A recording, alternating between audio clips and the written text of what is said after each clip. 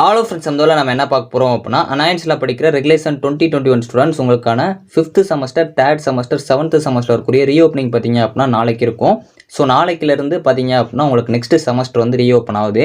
So இதில் உங்களுக்கு smart work என்னென்னலாம் பண்ணணும், ஸோ ஒரு சில பிளான்ஸ் எல்லாம் இப்படி பண்ணீங்க அப்படின்னா கண்டிப்பாக உங்கள் லைஃப்பில் வந்து சக்ஸஸ் ஆகலாம். அது மட்டும் இல்லாமல் ஒரு சில மோட்டிவேஷன், சின்ன சின்ன டிப்ஸ் அண்ட் ட்ரிக்ஸ்லாம் சொல்கிறேன். இந்த செமஸ்டர்லேருந்து நீங்கள் இதை ஃபாலோ பண்ணீங்க, இல்லை இந்த செமஸ்டரில் இதை பண்ணீங்க அப்படின்னாலே கண்டிப்பாக உங்களுக்கு ஒரு நல்ல ஃபியூச்சர் வந்து கிடைக்கும். அதெல்லாம் என்ன அப்படிங்கிற பார்க்கலாம். கண்டிப்பாக வீடியோ ஃபுல்லாக பாருங்கள். ஸோ வாங்க வீடியோக்குள்ள போகலாம். ஓகே ஃப்ரெண்ட்ஸ், ஃபர்ஸ்ட் எடுத்து பார்த்தீங்க அப்படின்னா அனாயன்ஸில் படிக்கிற ரெகுலேஷன் 2021 ஸ்டூடெண்ட்ஸ் உங்களுக்கான 3rd semester, 5th semester, 7th semester, second year, third year, final இயருக்கான ரீஓப்பன் பார்த்தீங்க அப்படின்னா நாளைக்கு இருக்கும்.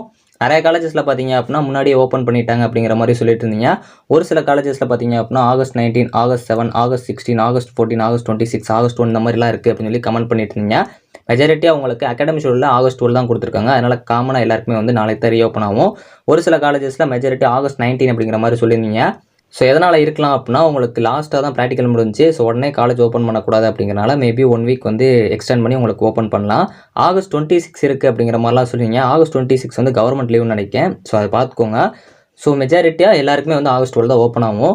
ஸோ ஃபஸ்ட்டு நம்ம ஸ்மார்ட் ஒர்க் என்ன பண்ணணும் அப்படிங்கிறத சொல்கிறேன். ரொம்ப சிம்பிள் தான். உங்கள் கையில் ஸ்மார்ட் ஃபோன் இருக்குது. நீங்கள் நார்மலாக இன்ஸ்டாகிராம் யூஸ் பண்ணுவீங்க, ஃபேஸ்புக், ட்விட்டர் எல்லாமே வந்து யூஸ் பண்ணுவீங்க, யூடியூப் எல்லாமே யூஸ் பண்ணுவீங்க.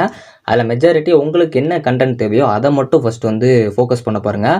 அன்வான்ட் கண்டென்ட்ஸில் நீங்கள் வந்து இன்ட்ரெஸ்ட் காட்டாதீங்க. ஸோ அதிலே உங்களுக்கு ஆப்ஷனில் நாட் இன்ட்ரெஸ்ட் இருக்கும். நீங்கள் டெய்லி வந்து சோஷியல் மீடியாஸ் யூஸ் பண்ணுறப்போ உங்களுக்கு யூஸ்ஃபுல்லாக இருக்கிற மாதிரி பார்த்துக்கலாம். உங்களோட ஃபீல்டு ரிலேட்டடாகவும் நீங்கள் தெரிஞ்சிக்கலாம். இல்லை அடிஷ்னலாக வேறு ஏதாச்சும் ஃபீல்டு ரிலேட்டடாக நீங்கள் தேடுறீங்க அப்படின்னாலும் அதை மட்டுமே நீங்கள் பார்த்தீங்க அப்படின்னா உங்களுக்கு யூஸ்ஃபுல்லாக இருக்கும். ஸோ இப்போ ஒரு பஸ்ஸு க்ரௌட் இருக்குது அப்படின்னா அந்த க்ரௌடில் நீங்கள் படியில் ஏறும்போது பார்த்தீங்க அப்படின்னா ரொம்ப க்ரௌடாக இருக்க மாதிரி இருக்கும். ஸோ உங்களால் ஏறவே முடியாத மாதிரி இருக்கும். உள்ளே போயிட்டீங்க அப்படின்னா ஃப்ரீயாக தான் இருக்கும். அதே மாதிரி தான் உங்களோட ஃபீல்டும். ஸோ பார்க்குறப்போ இந்த ஃபீல்டு பார்க்குறப்போ இதில் நம்மளுக்கு ஜாபே கிடைக்காது அப்படிங்கிற மாதிரி இருக்கும். நீங்கள் உள்ளே நுழைஞ்சு போனீங்க அப்படின்னா அதில் வேகன்சி நிறையா இருக்கும். அதை பற்றி நிறைய பேர் தெரியாது. அதை பற்றி ஃபஸ்ட்டு ரிசர்ச் பண்ணுங்கள். ஸோ ரெண்டாவது ரொம்ப சிம்பிள். நீங்கள் வந்து ChatGPT யூஸ் பண்ணலாம். அதெல்லாம் வந்து நான் யூஸ் பண்ணிட்டு தான் ப்ரோ இருக்கேன். அதில் கண்டென்ட் சரியாக கிடைக்க மாட்டேங்குது அப்படின்னு நினச்சிங்கன்னா உங்கள் கையில் வாட்ஸ்அப் இருக்கும். வாட்ஸ்அப்பில் இப்போ புதுசாக மெட்டா AI அப்படின்னு சொல்லிட்டு ஒன்று கொண்டு வந்திருக்காங்க. அது ரொம்ப சிம்பிள் தான்.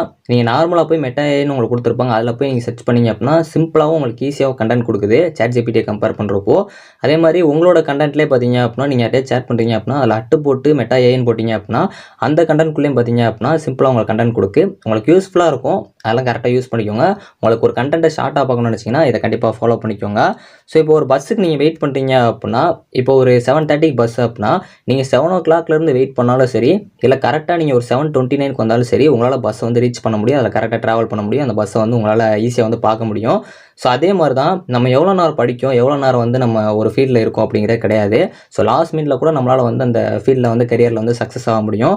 அதனால் நீங்கள் இப்போ செமஸ்டர் போகிறீங்க அப்படின்னா செமஸ்டர் சப்ஜெக்ட்ஸை படிக்கிறப்போவே அடிஷ்னல் ஏதாச்சும் வந்து தெரிஞ்சுக்க பாருங்கள். ஸோ இல்லை உங்கள் செமஸ்டர்லேயே நல்லா வந்து ஃப்ளூயண்ட்டாக வந்து நிறைய கண்டென்ட்ஸ் வந்து பார்த்துக்கோங்க. ஸ்மார்ட் ஒர்க் ரொம்ப முக்கியம். நான் சொன்ன மாதிரி இதெல்லாம் கண்டிப்பாக ஃபாலோ பண்ண பாருங்க. நெக்ஸ்ட் வந்து ஒரு பிளான். ஸோ நம்ம செமஸ்டர் லாஸ்ட் எக்ஸாமுக்கு முன்னாடி வந்து படித்தாலும் நம்மளால் நல்ல மார்க் எடுக்க முடியும். அந்த ஒரு வாரத்துக்கு முன்னாடி நம்மளால் படித்தாலும் இல்லை ஒரு நாளுக்கு முன்னாடி படித்தாலும் நல்ல மார்க் எடுக்க முடியும். ஸோ ஆனாலுமே உங்களால் வந்து கடைசியாக படித்தோம் அப்படின்னா அதை வந்து ஃபோக்கஸ் பண்ணி கரெக்டாக படிக்க முடியாது. இப்போ இருந்தே ஸ்டார்ட் ஆன செமஸ்டர்லேருந்து கொஞ்சம் கொஞ்சமாக பிட்டாக படிங்க. ஸோ எல்லாமே ஒரேடியாக படிக்கணும்னு இல்லை. ஸோ ஒவ்வொரு நாளுக்கு ஒரு சின்ன சின்ன டிப்ஸ் இல்லாட்டி வந்து சின்ன ஒரு கொஸ்டின் படிங்க. அப்படி இல்லை அப்படின்னாலும் ஏதாச்சும் புதுசாக வந்து டெய்லி தெரிஞ்சுக்க பாருங்கள். ஒரு பிளானிங் வச்சுக்கோங்க. நம்ம இந்த செமஸ்டர் ஃபுல்லாக என்ன பண்ண போகிறோம், ஸோ அப்கமிங்கில் நம்மளுக்கு வந்து ஒரு ஜாப் தேடணும் அப்படின்னா அதை இப்போ தான் நீங்கள் ஃபாலோ பண்ணீங்க அப்படின்னா உங்களுக்கு இப்போ இருக்க டைம்ஸ் வந்து நிறையா இருக்கும். ஃப்யூச்சரில் வந்து உங்களுக்கு கிடைக்காது. ஸோ என்ன பயன்படுத்துறீங்க ப்ரோ அப்படின்னு கேட்காதீங்க. ஸோ ரியாலிட்டியாக தான். ஸோ நீங்கள் வந்து ஃப்யூச்சரில் என்ன பண்ணணுங்கிறத இப்போவே பிளான் பண்ணிக்கிட்டீங்க அப்படின்னா உங்களுக்கு யூஸ்ஃபுல்லாக இருக்கும். ஸோ ஒரே ஒரு நாள் அப்படிங்கிறப்போ உங்களுக்கு எதுவுமே மாறாது. ஸோ டெய்லி நம்ம வந்து ப்ராசஸ் பண்ணிகிட்டே இருந்தோம் அப்படின்னா தான் நம்மளுக்கு கரெக்டாக வந்து நம்மளுக்கு ஒரு சக்ஸஸ் கிடைக்கும்.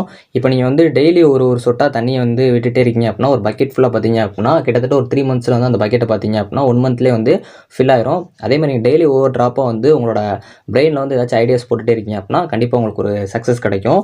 ஜாப் ரிலேட்டடாக கண்டிப்பாக இப்போ இருந்தே தேட ஆரம்பிங்க. ஸோ நிறைய பேர் நீங்கள் கேட்டிருப்பீங்க, நான் படிச்சிட்டேன் ஆனால் எனக்கு வேலை இல்லை அப்படின்னு.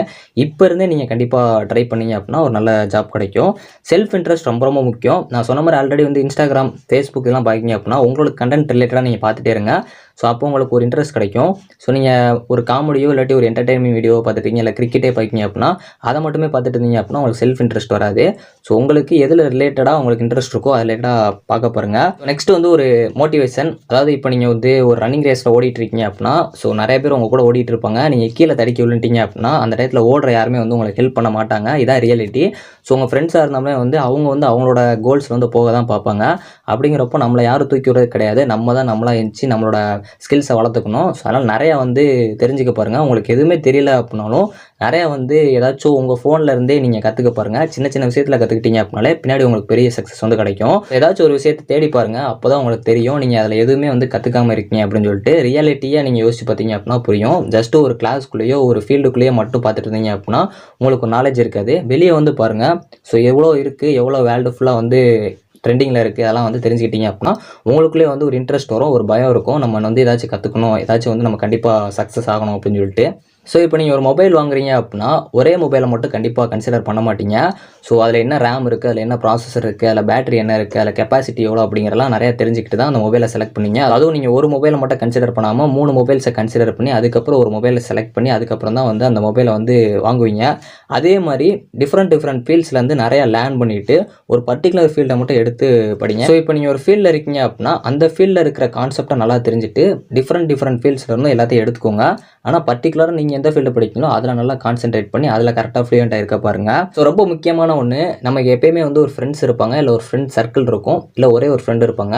ஸோ அவங்க கூட எப்பயுமே ஒரு கான்டாக்ட் வச்சுக்கோங்க. ஸோ அவங்க கூட நிறைய ஷேர் பண்ணுங்கள். ஸோ அப்படின்னா தான் உங்களுக்கு லாஸ்ட் வந்து காலேஜ் முடிச்சு போனாலும் இல்லை வந்து உங்கள் காலேஜ்லேயே இருக்கிறப்போ உங்களுக்கு ஏதாச்சும் புதுசாக ட்ரை பண்ணுறீங்க அப்படின்னா அவங்களுக்கு ஹெல்ப் பண்ணுவாங்க. ஏன்னா தனியாக வந்து ஒரு இதை ட்ரை பண்ணுறத விட யார் கூடயாச்சும் நீங்கள் சேர்ந்து ட்ரை பண்ணுறப்போ உங்களுக்கு வந்து ஈஸியாக வந்து அதில் ஒரு ஐடியாவும் கிடைக்கும். ஸோ அதே மாதிரி சின்ன டிப்ஸ் சொல்லணும் அப்படின்னா ஒன்றும் இல்லை, நீங்கள் நிறையா வந்து தெரிஞ்சுக்க பாருங்கள். நிறையா தெரிஞ்சுக்கணும் அப்படிங்கிறக்காக பெரிய விஷயம் தான் தெரிஞ்சுக்கணும் இல்லை, சின்ன விஷயம் சின்ன லேர்னிங் பண்ணிங்க அப்படின்னாலே கண்டிப்பாக உங்களுக்கு யூஸ்ஃபுல்லாக இருக்கும். நெக்ஸ்ட்டு நாளையிலேருந்து செமஸ்டர் போகிறீங்க அப்படின்னா, இல்லை ஏற்கனவே உங்களுக்கு செமஸ்டர் ஸ்டார்ட் ஆகிடுச்சு அப்படின்னாலோ, இல்லை அடுத்து நீங்கள் உங்களுக்கு செமஸ்டர் ஸ்டார்ட் ஆகுது அப்படின்னாலோ, நம்ம செமஸ்டரில் போய் என்னென்ன கற்றுக்க போகிறோம், சின்ன விஷயம் நம்ம டெய்லி கற்றுக்கணும் அப்படிங்கிறத பாருங்கள்.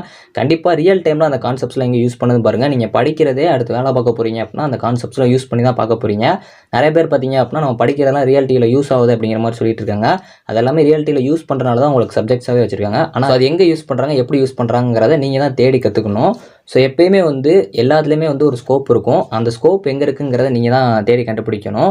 இந்த செமஸ்டர் கரெக்டாக யூஸ் பண்ணுங்கள், இல்லை அப்கமிங்கில் வரப்போகிற செமஸ்டர்ஸ் இதுலேருந்து ஸ்டார்ட் பண்ணுங்கள், உங்களால் கண்டிப்பாக சாதிக்க முடியும். ஸோ இன்டர்ன்ஷிப் பொறுத்த வரைக்கும் யூஸ்ஃபுல்லாக வந்து ட்ரை பண்ணுங்கள். ஸோ இன்டர்ன்ஷிப்பில் என்ன கற்றுக்குறீங்களோ அதையும் வந்து கரெக்டாக ஒரு நாலேஜாக பார்த்துக்கோங்க. ஜஸ்ட் அது ஒரு மார்க்காக மட்டும் படிக்காதீங்க, ஜாப்ஸுக்காக வந்து கரெக்டாக பார்க்க பாருங்கள். ஸோ நிறைய பேர் பார்த்தீங்க அப்படின்னா எல்லாமே படித்து ஒரு நல்ல ஃப்ளூயண்ட்டாக இருப்பாங்க, ஒரு நல்ல டாப்பராக இருப்பாங்க. அவங்களுக்கு ஜாப் கிடைக்கிறே கஷ்டமாக இருக்கும். ஏன்னா வந்து அது எங்கே போய் எப்படி பண்ணணும் அப்படிங்கிற ஒரு ஐடியா உங்களுக்கு கிடைக்காது.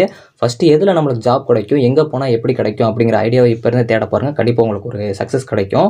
இந்த வீடியோவில் பார்த்தீங்க அப்படின்னா உங்களுக்கு ஒரு smart work planning motivation tips எல்லாமே கொடுத்துருப்பேன்னு நினைக்கிறேன். இனிமேல் வரப்போகிற செமஸ்டர்ஸ் எல்லாமே நல்லா பண்ணுங்கள். நாளையிலேருந்து உங்களுக்கு ஒரு நல்ல ஸ்டார்ட், புதிய ஸ்டார்டிங், இல்லை அப்கமிங்கில் வரப்போகிற ஸ்டார்டிங் ஆல்ரெடி உங்களுக்கு ஸ்டார்ட் ஆகிடுச்சுனாலும் பிரச்சனை இல்லை. ஸோ இனிமேல் நல்லா கான்சென்ட்ரேட் பண்ணி அப்கமிங்கில் வரப்போகிற ஃபியூச்சர்ஸ்க்கு நினச்சி பண்ணுங்கள். ஸோ இந்த வீடியோ பிடிச்சிருந்துச்சு அப்படின்னா செல்ஃபிஸ் இல்லாமல் உங்கள் ஃப்ரெண்ட்ஸ்க்கும் மறக்காமல் ஷேர் பண்ணுங்கள். இந்த வீடியோ பிடிச்சிருந்துச்சு அப்படின்னா லைக் அண்ட் சப்ஸ்கிரைப் பண்ணிக்கோங்க. தேங்க்ஸ் ஃபார் வாட்சிங்.